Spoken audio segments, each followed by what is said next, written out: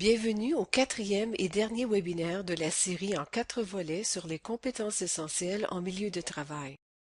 Cette présentation vise à vous aider à mettre en œuvre des programmes de formation en compétences essentielles dans votre milieu de travail. La série vous présente toute l'information dont vous aurez besoin pour lancer un programme de formation. Les webinaires ont présenté jusqu'à maintenant un processus graduel qui s'appuie sur des outils vous permettant de mettre en œuvre un programme de formation en compétences essentielles dans votre milieu de travail. Ils vont de la compréhension des compétences essentielles jusqu'à l'évaluation d'un programme de formation. Le webinaire 1 présente un aperçu des compétences essentielles. Nous y avons abordé une étude de cas illustrant les retombées de l'amélioration de la maîtrise des compétences essentielles chez tous les apprentis.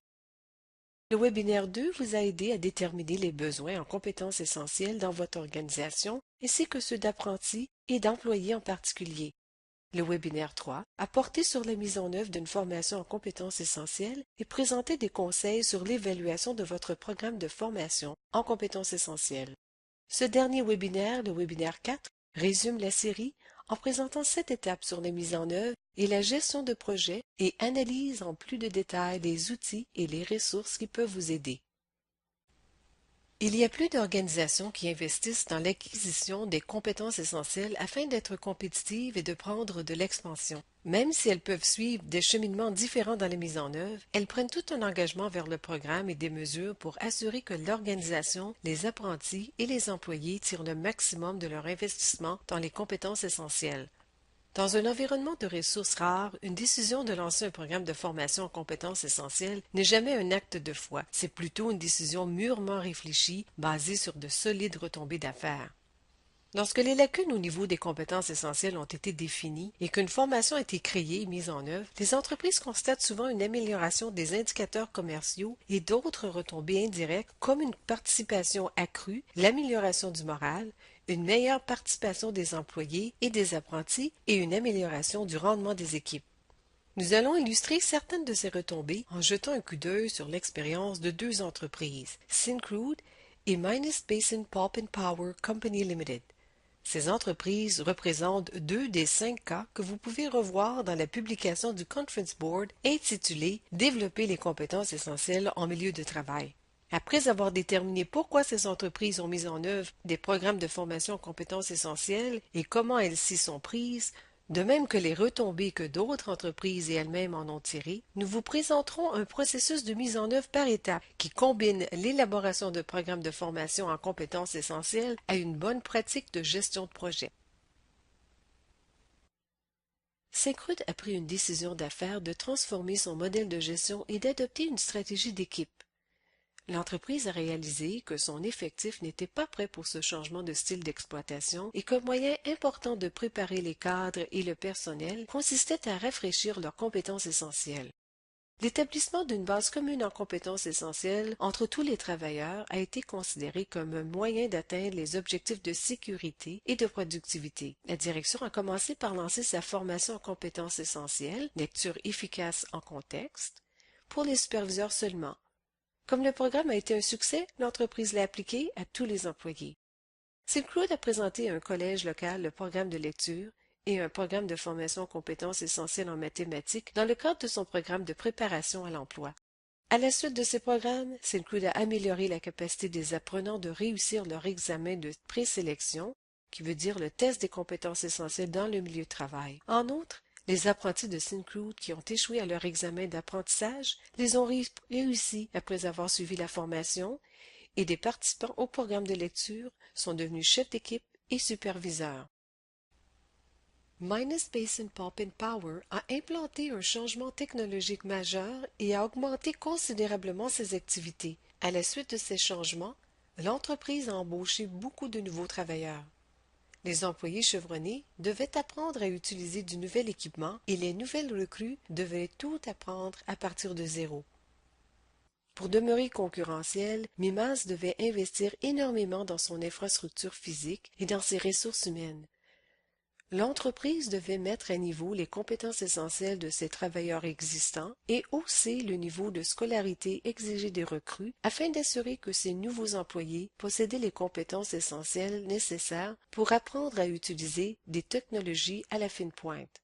Les résultats ont été impressionnants. Les efficiences sur la machine à papier ont dépassé 80%. L'entreprise n'avait jamais franchi la deuxième moitié des 70% auparavant. L'absentéisme a atteint un plancher record de 6,9 jours d'absence par employé. Avant le programme, la moyenne s'établissait à 10,9 jours.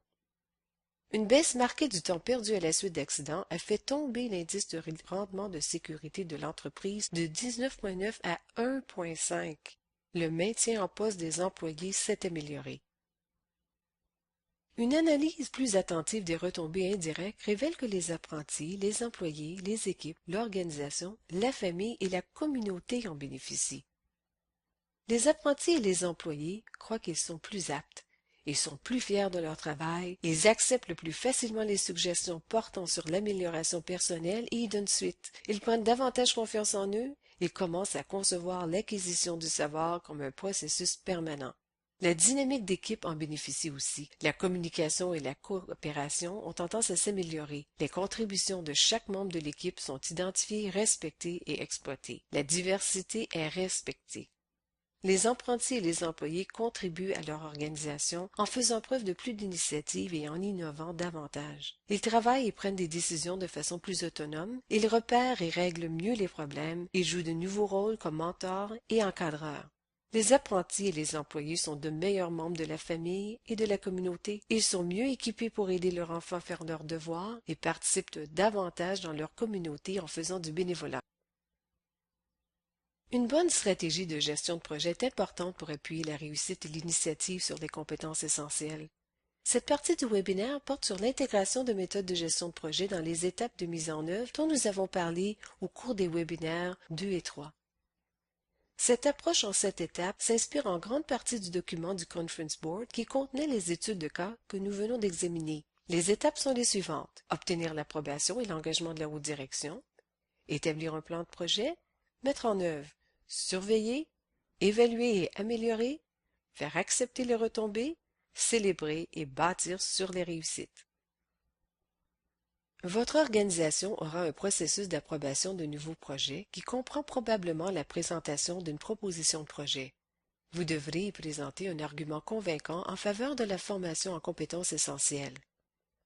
Les employeurs prennent habituellement conscience des lacunes sur le plan des compétences lorsqu'ils constatent que des employés et des apprentis ont de la difficulté à exécuter des tâches lorsqu'il faut accroître la production ou que l'on implante des changements technologiques. Il faut appuyer votre argumentation sur le contexte de votre organisation. Évaluez le besoin de programmes de formation en compétences essentielles dans votre organisation, décrivez les étapes de la mise en œuvre, établissez le calendrier et estimez approximativement les ressources et le budget nécessaires. Votre plan de projet sera plus détaillé et précis que votre proposition. Il établira des paramètres comme la portée, les risques, les contraintes organisationnelles, les priorités, un calendrier et des jalons, les ressources requises et le budget. Tous ces éléments sont nécessaires pour bien gérer le projet et en surveiller l'avancement. Il importe de consulter à fond au cours de l'élaboration de votre plan de projet. Déterminez les aspects du projet et du programme au sujet desquels il faut consulter, qui consulter et dans quelle mesure le faire, et comment obtenir les commentaires des intéressés. Vous aurez besoin d'une équipe de mise en œuvre engagée qui aura des responsabilités précises et un pouvoir précis pendant la durée du projet, ce qui inclura peut-être une entité de gouvernance, comme un comité directeur de compétences essentielles. Il faut vous demander de qui ai-je besoin dans l'équipe de projet pour en assurer la réussite. Vos produits à livrer pourraient inclure les suivants: un ou des plans de formation, un plan de gestion de changement, un plan d'évaluation, des politiques et des procédures, et le plan de formation. Les plans de formation et la présentation de la formation constituent les produits à livrer prévus, mais il faudrait aussi inclure un plan de gestion du changement, un plan d'évaluation et profiter de l'occasion pour vous assurer que les politiques et les procédures sont courantes et à jour. Après avoir établi un solide plan du projet, vous êtes prêt à le lancer. Vous pouvez rehausser l'image et l'importance de la formation en compétences essentielles en lançant la phase de la mise en œuvre du projet avec tambour et trompette. Et bien entendu, en diffusant l'information qui met en évidence l'argumentaire, explique en termes simples ce qui se passera et indique où s'adresser pour obtenir d'autres renseignements. Les étapes suivantes consistent à évaluer les besoins en milieu de travail et à analyser les besoins individuels, étape décrite dans le webinaire 2 afin de déterminer les lacunes sur le plan des compétences essentielles. Un élément clé de l'évaluation des besoins consiste à déterminer quelles compétences essentielles sont reliées au rendement. Les priorités et les objectifs de la formation aux compétences essentielles sont déterminés à partir des données produites par ces analyses. La formation est ensuite conçue pour répondre aux besoins des groupes et des personnes déterminées. Il est bon de soumettre tout nouveau programme à un essai pilote. Par exemple, un lancement scénarisé qui commence par un élément important du programme de formation en compétences essentielles et un seul groupe cible qui permet d'utiliser les leçons tirées du lancement si vous passez à des groupes subséquents ou lancer une formation portant sur une compétence essentielle différente. La dernière étape de la phase de la mise en œuvre du programme consiste à présenter la formation. La surveillance et la communication sont des activités prévues qui se produisent durant toute la phase de mise en œuvre. Vous devez suivre l'évolution du projet pour respecter l'horaire et le budget et gérer efficacement les problèmes qui surgissent.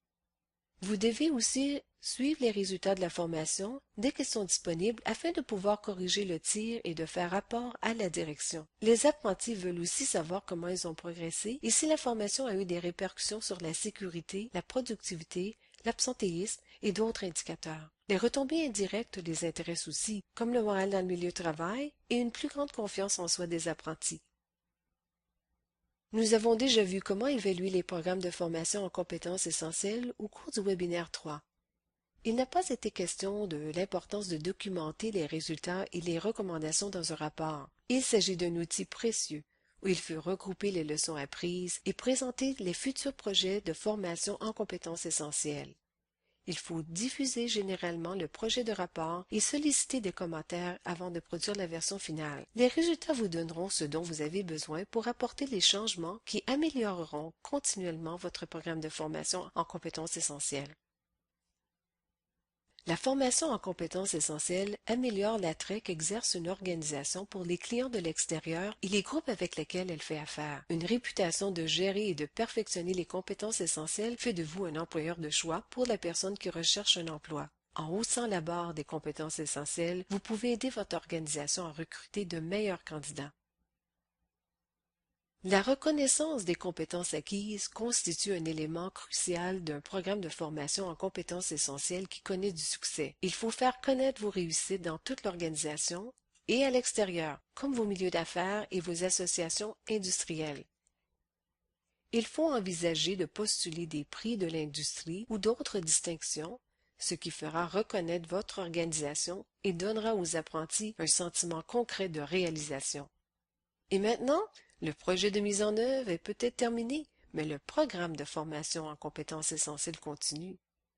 Un projet couronné de succès entraîne l'adoption de compétences essentielles dans la culture du milieu de travail. De nouveaux employés sont embauchés, la technologie évolue et les buts de l'organisation changent. Il y aura toujours des compétences spécialisées qui manqueront.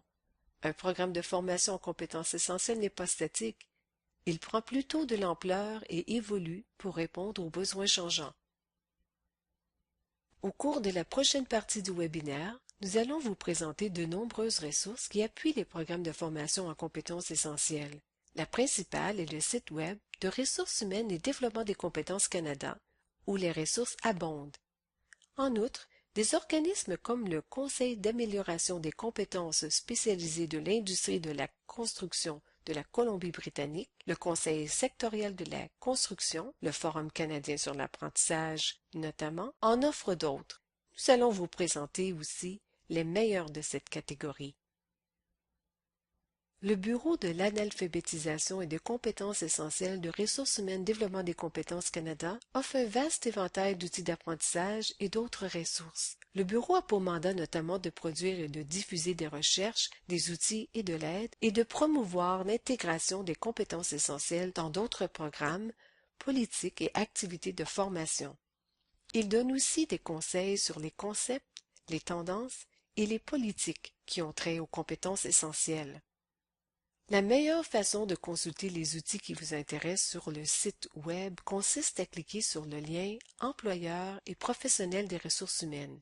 Le lien Sensibilisation-Information vous mènera vers les définitions des compétences essentielles et des descriptions de la façon de les utiliser dans la vie de tous les jours.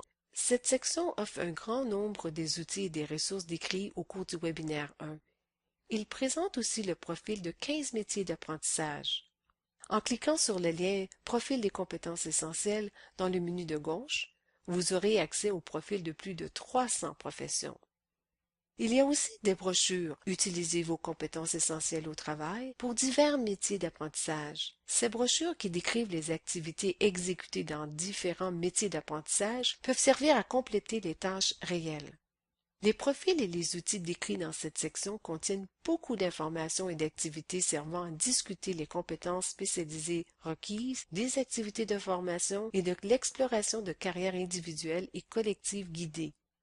Le lien Évaluation des besoins aboutit à de l'information sur l'évaluation des forces organisationnelles et individuelles et sur les aspects à améliorer. Il importe de signaler que les outils d'évaluation doivent servir à des situations d'évaluation non structurées et à faible risque pour aider les personnes à déterminer leurs compétences spécialisées et leurs forces actuelles. Une évaluation informelle aboutit à l'élaboration de la formation d'une personne. Cette section contient un grand nombre des ressources décrites dans le webinaire 2. Le lien soutien à l'apprentissage et à la formation vous amène à l'information et aux activités nécessaires pour appuyer la mise à niveau des compétences spécialisées et à la présentation de formations en compétences essentielles. Cette section contient un grand nombre des outils et des ressources décrites dans le webinaire 3. Certaines activités se prêtent au travail individuel, tandis que dans d'autres cas, il est préférable de recourir à de l'aide et à des conseils. Beaucoup de ces outils peuvent être intégrés dans d'autres formations ou servir dans des activités distinctes visant avant tout à mettre à niveau des compétences essentielles. Cette section contient aussi le plan d'action mentionné dans les webinaires antérieurs. Tous ces outils et ressources présentent des suggestions qui peuvent ou non convenir à votre situation. Nous vous encourageons à les modifier ou à les utiliser pour concevoir de nouvelles activités qui répondent aux besoins et aux objectifs particuliers de votre organisation. Une autre série d'outils pour appuyer votre programme de formation en compétences essentielles vise spécifiquement à aider les apprentis et les gens de métier, basés sur les mêmes catégories, soit sensibilisation, information, évaluation des besoins et soutien à l'apprentissage et à la formation. Cet outil présente un grand nombre de ceux qui figurent sur la page Employeurs et professionnels des ressources humaines, mais cette fois présentés dans l'optique des apprentis et des gens de métier. Ces outils encouragent la formation aux compétences essentielles en signalant qu'elle peut accroître le succès de la formation par l'apprentissage et aider à réussir dans une carrière dans des métiers spécialisés. Ces outils peuvent servir à comprendre comment les compétences essentielles sont utilisées dans un métier donné, cerner les compétences essentielles que vous possédez et celles que vous devez améliorer, renforcer les compétences essentielles pour bien vous préparer à la formation et aux examens, avoir confiance en votre capacité d'apprendre et appliquer les compétences techniques liées à un métier donné.